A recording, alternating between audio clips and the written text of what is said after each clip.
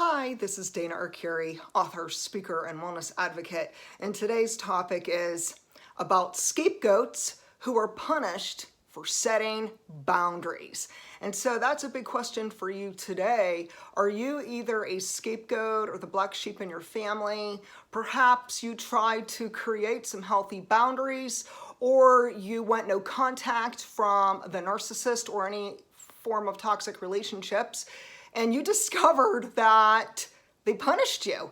They found ways to retaliate against you and basically seek revenge. So that's what we're talking about today. I will share some of my story, plus I will share some tips and just different pointers on things to look for to know if you are being punished for either A, creating some healthy boundaries, and or B, you went no contact. You said adios, you nut. Yeah, so a lot of times it gets real crazy. So when we're dealing with the narcissist and the flying monkeys, we have to understand that it's like a three-ring circus. I mean, I'm talking the clowns come out. It gets really nutty. So we'll begin with number one, that after you create healthy boundaries and you pretty much start standing up for yourself, your beliefs, your values, your lifestyle, what have you, that these people who are toxic, now it could be an ex-husband, it could be a boyfriend, a girlfriend, it could be your mother, your father, your siblings, your neighbors. I mean, really, there are so many different people out there that are toxic, so keep it wide open.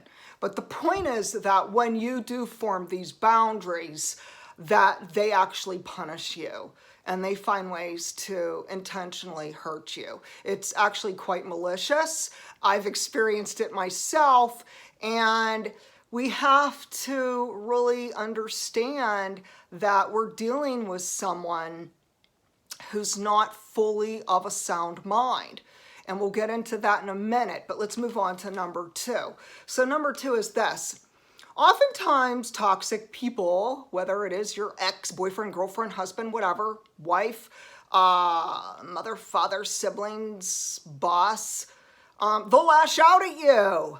They will be so upset that you are forming boundaries, that you are being a stronger person, and that you have the courage to say, no more nonsense, no more three-ring circus.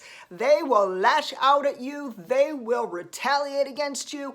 They will be like a 2-year-old having a temper tantrum. You know what I'm talking about, people? It gets real crazy when we confront toxic people. You know, we have to understand we're not dealing with someone who is psychologically stable. We're dealing with someone who has an imbalance, who might be very unhealthy. They might actually even be threatening our lives. They might be abusive, and it could be physically abusive, mentally, sexually, spiritually, verbally. They're malicious, they're ruthless, and they'll go to great lengths to find ways to seek revenge. Number three is, in my own case, last year when I started seeing a lot more red flags. And of course, it's really not really a situation where it's just like 1 year, one time. Oh no, we're talking 50 plus years, people. 50 plus years with my narcissistic mother and toxic siblings. But you reach a point, and for me it was last year when the craziness of the three-ring circus hit some heavy-duty, skyrocketing heights. And it was right after my dad and I saw each other, and after we had really, came to peace in our relationship, and I started seeing a lot of smear campaigns, a lot of backlash, a lot of jealousy. We have to understand that a person who is loving and kind and they value you and they care about you, they'll be happy when you make amends in a relationship. So for someone such as my toxic siblings who retaliated against me and tried to make up some interesting fabricated stories, especially about my dad and I, when they were not even with us. Very interesting that people can just kind of make up fabricated stories when they're not even with you and they don't even really know what took place because they're not there. They're not even present. But do you understand that a narcissistic person and the flying monkeys, they think they know it all. They think they're a walking dictionary. They think that they can dictate and stipulate what goes on with you and your relationships. But we have to understand, now this is really important. So I don't know who's your flying monkey. I don't know how many you have. I don't know who's your narcissist in your life. You know, is it your mother? Is it your father? Is it maybe an ex-spouse? Hey, I don't know your situation, but here's something that is really important. When and if you choose to form healthy boundaries, and you might even end up deciding to cut the ties in relationships, please understand that is between you and the person who you cut the ties with. And in my own case, last year, when I cut the ties with my mother, that is not up to my siblings to say what they think, to retaliate against me, to start playing the blame game and the name game and the stalking on Facebook, Twitter, and YouTube. Yeah, it gets pretty ugly when your immature, toxic siblings and their husbands and children, oh yeah, they will create such interesting fabricated lies about you. And the funny thing is, oh, they'll recruit more flying monkeys. Oh, it's called mobbing.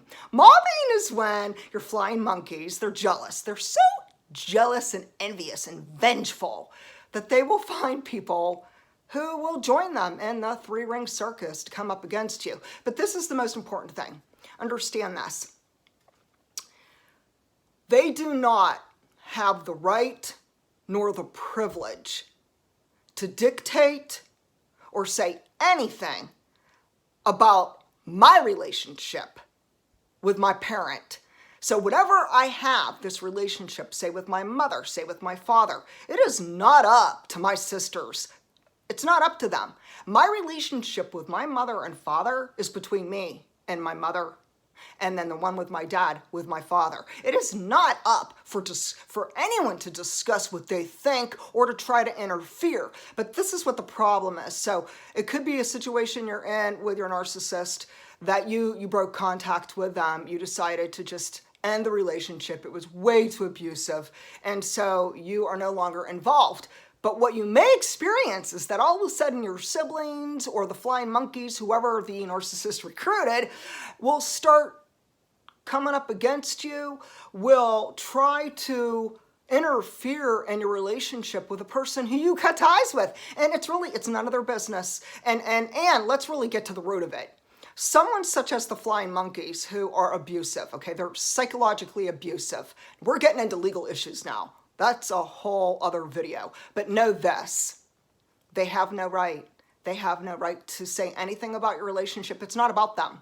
It's not about them. Your relationship with, whether it was a narcissist who was a mother, a father, a husband, a wife, whoever, it is not up to the flying monkeys. What they think, what they feel, screw them. It's not up to them. Do you understand me? So this, again, is another reason why you might need to go no contact with certain people, because they're interfering in your relationships. They don't respect you.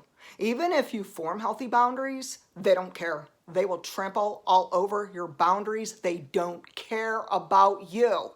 Let's move on to... So here's a few things. When I decided last year to go no contact, okay, with my mother, that's between me and my mother, okay? But no, oh no, the siblings thought it was about them. Oh, they think it's about them. See, we have to understand the mindset of these people. The mindset of these people is they think that they could tell you what to do, how to do it, when to do it, why to do it, when not to do it, and they will definitely let you know if they think you messed up. But we have to understand that it's not up to anyone. If we choose to continue a relationship with a person, or discontinue a relationship with someone. It's not up to them to make any choices in your life, including your lifestyle choices. It's your life, it's your body, it's your mind, it's your health, it's your money, it's your job, it's everything to do with you and your liberty to do whatever you please with your life, and it's not up to anyone else. It's not up to them. Next, we have to understand that what will happen is when you do choose to say, you know what, I'm really making these boundaries because it's important to me and I really want a healthy relationship, and please respect it. We have to understand that if someone is maliciously gossiping about you, they're stalking you on social media, they are leaving horrific and malicious comments and cheating, lying, stealing, they're doing everything they could possibly do. Yeah, that's what happens when we're dealing with people who do not have a sound mind. People who are vengeful and vicious. This is someone who's not healthy. We really need to take a good look at this. Next, we have to understand that when someone is having a 2-year-old temper tantrum, that's giving us a pretty good look at who they are. That's giving us a good look. We're getting to see their true colors. I mean, like, come on. They're an adult and they're having a little hissy fit because you chose to create boundaries. You know what? They need to just get a life. Get a life and move on. Next, we have to understand people that are stalking you, whether it's in person, whether it's online, say on YouTube, Twitter, Facebook, or any other social network like Instagram, we have to understand that the average person would be living a life where they're working and they're busy and they're productive, and they would never in a million years even consider doing such a thing because they know it's criminal. Do we understand that stalking and bullying and harassment, it's a crime? So please understand, if this is happening to you and someone's stalking you, really start taking notes. Start taking notes. Collect as much data as possible. You do have a legal issues that you could start really forming some safety around you. If you feel like your life is threatened, if someone is perhaps saying things like threatening your life, please document everything, because at some point you will need this and it's going to come in handy. And we have to understand this too. The flying monkeys and the narcissist are going to slip up. They think they're God. You know, they think they can do no wrong, but they will slip up. Mark my word, they're gonna mess up. And boy, oh boy, it's gonna come in handy. Very, very positive to have these documentations, because you're going to use it against them and you're going to let them know they're messing with the wrong person. Next is, we have to understand that when someone is not respecting your boundaries, that's not a healthy person to even be in a relationship with. So if you have someone, say it's just a friend, say it's a boyfriend, a girlfriend, a husband, a wife, say it's your siblings, your parents, if they just refuse to obey and stand by this respectful kind of position to know that, hey, these are your boundaries, this is your place where you stand, this is something that's really important to you, and yet to them it's meaningless, to them it's nothing, and they trample all over you and they disrespect you and they're malicious to you, that's not a good relationship to even be in. And I really strongly advise you to consider cutting the ties, because really healing won't begin until you're free from this 3-ring circus. Okay, next. This is a good question. This is a big question now. Are you ready? Why does the narcissist and flying monkeys punish the scapegoat? Okay, so why would someone who's toxic punish another person for either A, forming boundaries, or B, going no contact? All right, because they don't want to be exposed. So if you are the scapegoat, or you're the black sheep in the family, and you are breaking the silence, you're finally telling the family secrets, and you're like, I'm not keeping secrets. I'm just being a truth seeker, a truth teller, and I'm living in an authentic way.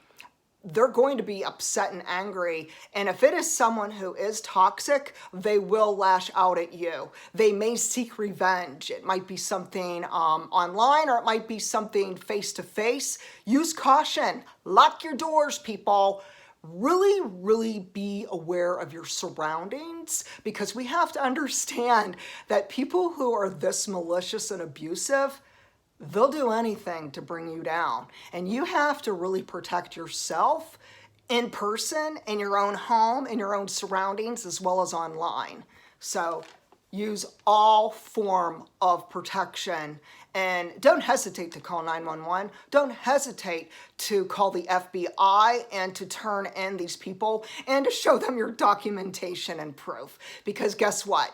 When we have evidence and we have proof, it's for us. It's building our case. Next, we have to understand that these people who are toxic, they retaliate and they twist the truth because they're insecure people.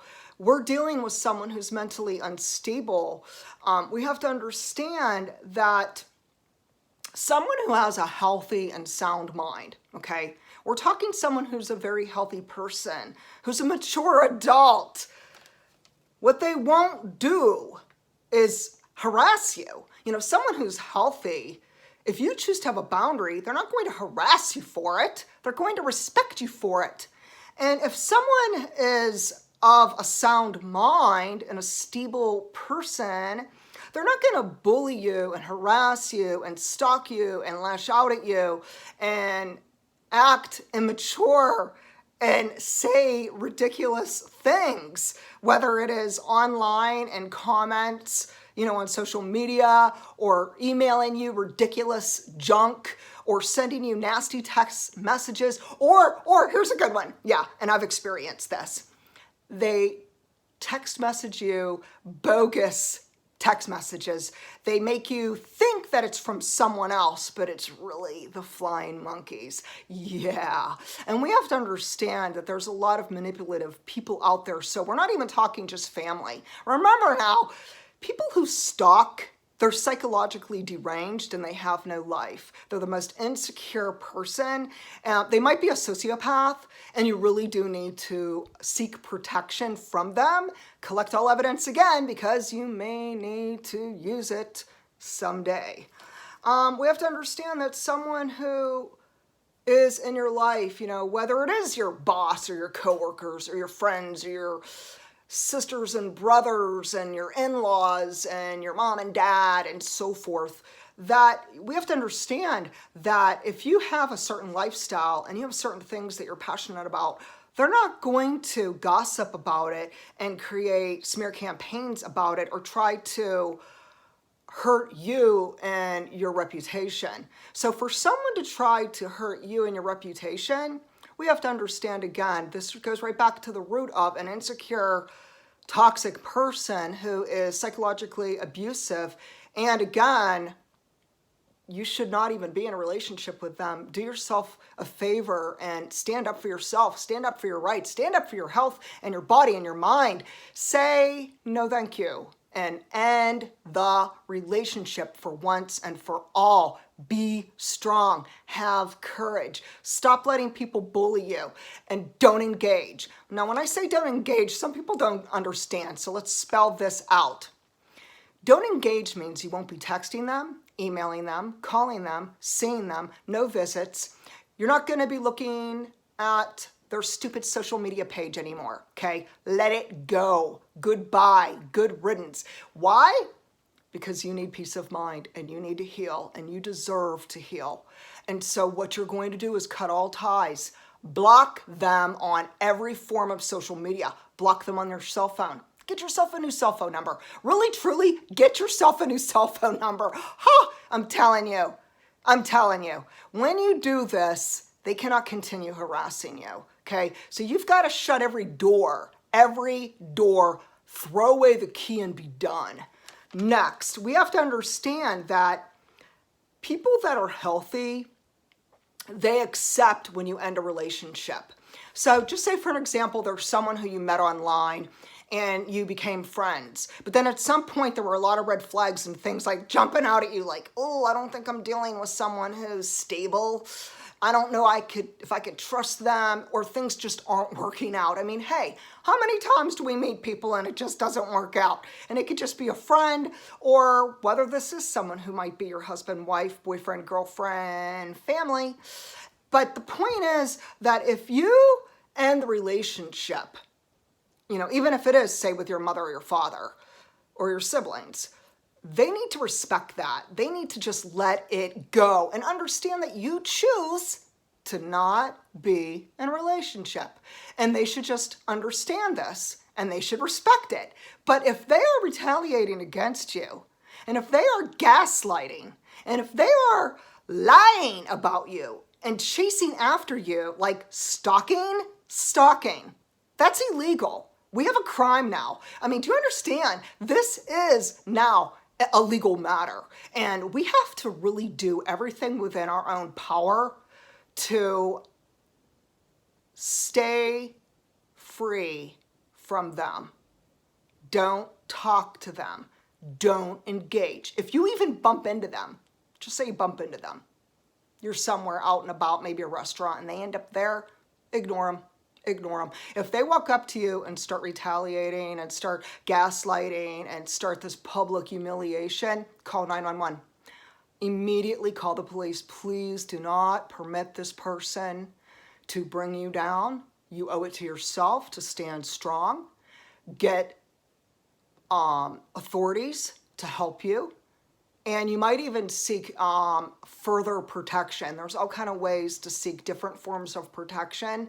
That might be for another video too, especially if you're married. You might need to do this with an ex-spouse. Next, we have to understand that someone won't punish you for telling the truth. So for people who will lash out and try to punish you, they want to punish the person who's the black sheep in the family. They're so ticked off because you exposed the family secrets. We're, again, not dealing with a healthy person, and we're dealing with someone who's, at least we know they're psychologically abusive.